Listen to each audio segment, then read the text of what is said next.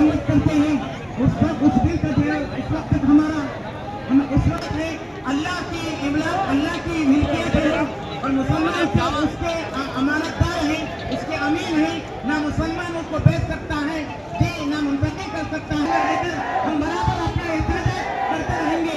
नारे तकबीर, नारे तकबीर, नारे तकबीर।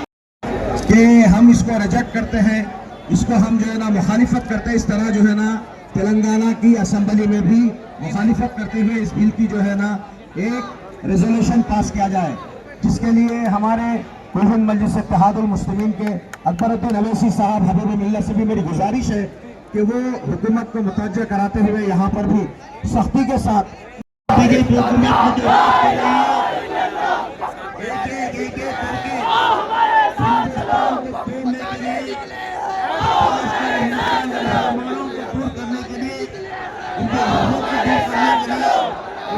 दूर करने के लिए, उनकी गालियों को गलत करने के लिए उन्होंने एक काम किया है। पहली बार जब काश्मीर 370 एक्ट में हटाया है, उसके बाद ट्रिपल तलाक आया है, उसके बाद जैसे मदरसों ने पाबंदी लगाई है, अपने हुक्मों ने पाबंदी लगाई है, ये सब करते हुए लास्ट में आज देशों अपने बिल पे मुदाखलत की है। ये साफ है। इस हिंदुस्तान में जैसे जो शहीद हैं उनसे बढ़ के शहीद हम लोग हुए हैं। आजादी में जो लड़ रहे हैं हम लड़ रहे हैं। आज जैसे अल्लाह के नाम पे जो हमारी जायदाद है वो जायदाद सिर्फ अल्लाह के है, अल्लाह की जायदाद को छीन नहीं सकता, लेकिन उन्हें कानून लाकर जैसो आज आज मुल्जिम भी बने हुए हैं और जज भी बने हुए हैं। आज पावरफुल जैसे आज पावरफुल लड़कों देख करके सो वक्फ यूजर जो अपना एक्ट था उसको खत्म करने की कोशिश कर रहे हैं। आज लिमिटेशन एक्ट को जैसे लोग खत्म करने का करते हैं। आज जैसे बड़े अमेंडमेंट्स ला कर जैसे अपनी पार्टी वो लोग जैसे इसके खिलाफ कर रहे हैं। यही नहीं बल्कि यहाँ के जो एमएलए साहब है उन्होंने आया था अपने सपोर्ट करने के लिए। मैं उनको एडवाइस दिया कि देखो ये जैसे नॉन पॉलिटिकल कर रहे हैं, जैसे नॉन मोड कर रहे हैं, बाद में आपको बुलाएंगे, आप शामिल करेंगे, ये भी कहा है। लिहाजा मैं सबसे आज अपील करता हूँ यहाँ पर इस महेंद्र के शहर में बल्कि महेंद्र के डिस्ट्रिक्ट के हर जमात को जो संविधान को मानती है, संविधान का अपराध करती है, संविधान के साथ में चलती है। आज अम्बेडकर संविधान एक ही अपना रास्ता है, वो रास्ते में चलने वाले हर जमात एकजुट लड़ देंगे। वापस लो, वापस लो, वापस लो, वापस लो, वापस लो,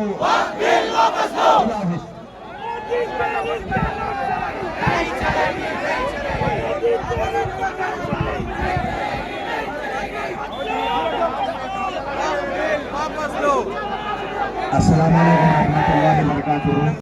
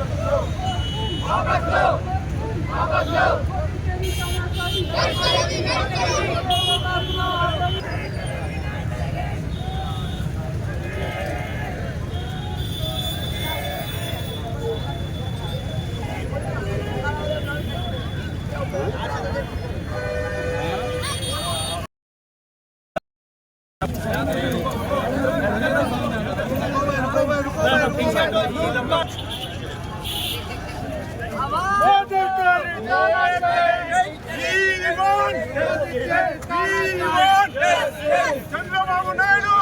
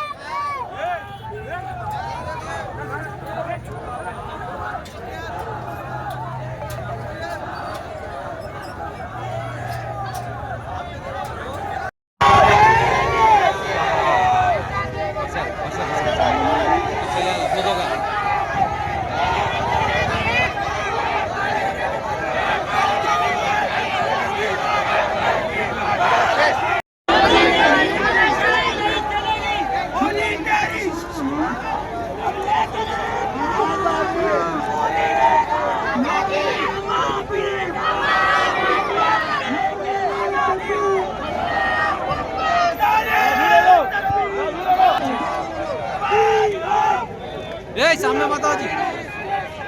मरकज़ी हुकूमत ने जो वक्त तरमीमी बिल पास किया है, सारी दुनिया देख के मजाक उड़ा रही है।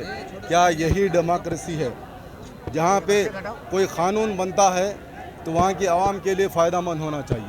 आज देखिए, वक्त तरमीमी बिल के नाम पर मुसलमानों के मदरसों को टारगेट किया जा रहा है, मसाजिद को, दरगाहों को, खानखाहों को ये टारगेट कर दिया जाए, जबकि दस्तूर में आर्टिकल 15, 16, 17, 25, 26 आसानी से बताता है कि आप अपने मज़हब पे कर सकते हैं, आप अपनी मजहबी जायदादें बना सकते हैं। लेकिन आज हुकूमत जो तंग नज़र है, कभी कहती है कि आज मैं कहना चाह रहा हूँ हिंदुत्व के नाम पे जीत के आने वाली हुकूमत, उसको सोचना चाहिए वो मुसलमानों की भलाई की तरफ क्यों लगे हुए। आप आपके कौम के लिए काम कीजिए। आपके मनाजिर के ज़मीनों पे कब्जे हो रहे हैं, आपके फला 10 लाख से ज़्यादा आपकी जायदादें कब्ज़ों में पड़े हुए हैं, उसके बारे में आपका कोई हल नहीं है। सिर्फ मुसलमानों को बताने के लिए, मुसलमानों को अच्छा करने के लिए ये बात कर रहे हैं। ये वक्फ तरमीम बिल नहीं है, ये लुटेरा बिल है। ये अंबानी अदानी को जो जायदादें हैं वक्फ की हैं, यतीम खाने की जायदाद पर जो अंबानी ने घर खड़ा किया है,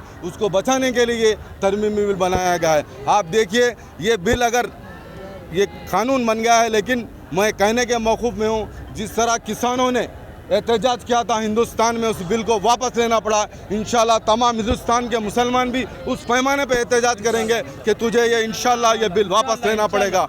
ये बिल मैं हमारे भाइयों से कहना चाह रहा हूँ, ना आपका ख़बरस्तान महफूज है, ना आपकी कोई चीज़ महफूज है। आप देखिए, ये चाहते हैं कि मुस्लिम इदारों में गैर मुस्लिम भाइयों को मेंबर्स बनाना चाहते हैं। अब वक्फ बोर्ड में जो पूरे मुसलमान लोग हैं, अगर ये बिल अगर अमल पे आ जाएगा, ये एक्ट अगर आ जाए, इसमें 2 हिंदू भाई आ जाएंगे, तो आप सोचिए, ये लोग ये चाह रहे हैं कि मुसलमानों की अमलाक को, जायदाद को हड़प करने के लिए ये अच्छा मौका है, ये हम करने नहीं देंगे। अगर आप उतने ही सेकुलर हैं तो आप टीटीडी में, तुम्हारे जो मनादिर में भी हमारे मुसलमान भाइयों को मेंबर्स बनाइए। जब हम बोलेंगे यकीनन ये सबका साथ सबका विकास की बात करने वाला ये प्राइम मिनिस्टर, अगर उसमें भी अगर मुसलमान भाइयों को मनादिर कमेटियों में और हिंदू के जितने इंस्टीट्यूशंस में अगर उसमें मौका देगा, तो हम कहेंगे यकीनन ये सेकुलर है। वरना ये मुसलमानों को, इससे पहले तिब्र तलाक का बिल लेकर आया, ये कहने लगा मैं मुसलमान बहनों के फ़ायदे के लिए आया हूँ। क्या फ़ायदा हो रहा है? मुसलमान बहनों को रोड पे लाने वाला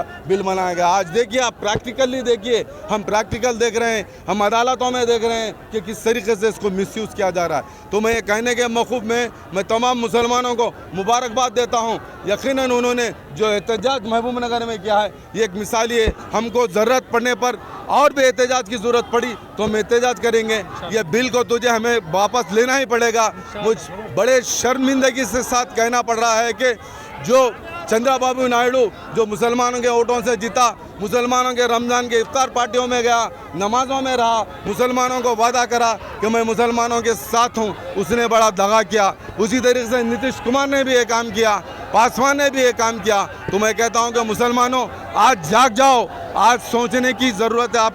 आपको देखना है, पार्लियामेंट की प्रोसीडिंग देखने से आपको अंदाज़ा चल लगेगा कि कौन मुसलमानों के साथ है।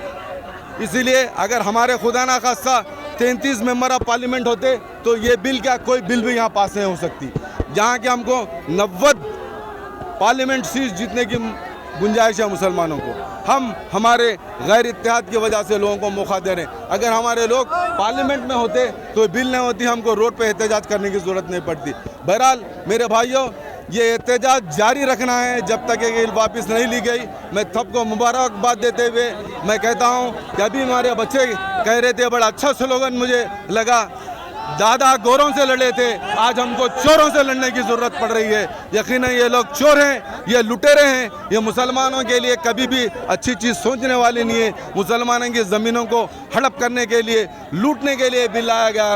ये काला बिल है, ये बिल की कोई गुंजाइश नहीं है। मुझे उम्मीद है कि इंशाल्लाह हम अदालत उज़्मा सुप्रीम कोर्ट में ये जीत के निकलेंगे इंशाल्लाह, और मोदी को ये बिल वापस लेना पड़ेगा। किसानों के बिल को जिस तरह ने तूने वापस लिया, ये बिल भी वापस लेना पड़ेगा। मुसलमानों का इत्तेहाद जिंदाबाद, Modi down down, Amit Shah down down. Muslim personal board की हिदायत पर जॉइंट एक्शन कमेटी महबूब नगर की जानिब से आज एक बड़े पैमाने पर एक जुलूस निकाला गया। मैं सबसे पहले तमाम नौजवानों और बुज़ुर्गों और उलमा इकराम को सलाम करता हूँ। आज एक महबूब नगर का ये तारीख़ी जुलूस है जिसमें हज़ारों की तादाद में आप लोग शिरकत किए। आपके जज्बे को सलाम। आज जो वक्त तरमीमी बिल पार्लियामेंट में लाया गया है ये काला कानून है, संविधान के ख़िलाफ़ है। क्योंकि आप देखिए अमित शाह मुसलमानों की भलाई की बात करते हैं पार्लियामेंट के अंदर, पसमानदा तबक़ात, बिछड़े हुए तबक़ात जो मुसलमानों में कमज़ोर है उनको हक़ूक़ देने की बात करते हैं, लेकिन ऐसा कुछ नहीं है। वो बिल में ये अमेंडमेंट जब देखा जाए तो प्रोविज़न में देखा गया तो गरीब मुसलमानों के ताल्लुक़ से इस बिल में कुछ भी नहीं है। आप देखिए आज जो है पार्लियामेंट के अंदर जो वक्फ़ तरमीमी बिल लाया गया है उसमें जो वक्फ़ की जायदादों पे ख़ाबिस है वो प्रोविज़न में ये लिखा गया है जो भी ख़ाबिस है उनको सज़ा नहीं दी जाएगी, उनको खुला छूट दिया जाएगा। इसका मतलब क्या है? औक़ाफ़ी जायदादों को लूटना है। आप दिल्ली के अंदर 126 जायदादें हमारी जो है कब्ज़ा ख़ाबिस है, उसमें मसाजिद है, दरगाहें हैं, खानखाहें हैं, कब्रस्तान है, वो तमाम जायदादें ये 10 लाख करोड़ रुपए की जायदाद है उसको कब्ज़ा करने की कोशिश कर रहे हैं। इसी तरीके से पूरे मुल्क भारत में हज़ारों करोड़ की जायदाद है। मोदी अमित शाह जो पार्लियामेंट में बिल लाए हैं, फिर नीरव मोदी, विजय माल्या और ललित मोदी जैसे लुटेरों को इसमें जो है वो फ़ायदा पहुंचाने के लिए ये बिल लाया गया है। मैं अमित शाह मोदी से ये जो है वो मुतालिबा करता हूँ ये बिल को वापस लिया जाए, वरना ये एहतजाज इससे भी ज़्यादा शिद्दत पड़ेगा और पूरे मुल्क भारत में इसको एहतजाज किया जाएगा। और ये बिल अगर वापस नहीं लिया जाएगा, ये काला कानून वापस नहीं लिया जाएगा तो ये हमारा एहतजाज जारी रहेगा।